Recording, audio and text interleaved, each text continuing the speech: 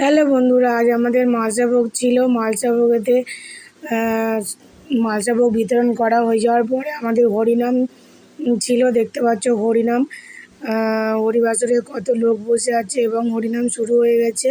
তো তোমাদেরকে ছোট্ট একটা ভিডিও শেয়ার করলাম। যারা হরিনাম ভালোবাসো তারা প্লিজ লাইক শেয়ার কমেন্ট করো, আর যারা হরিনাম ভালোবাসো না তারা প্লিজ লাইক শেয়ার কমেন্ট করো। না, শেয়ার করতে হবে না, কমেন্ট করো।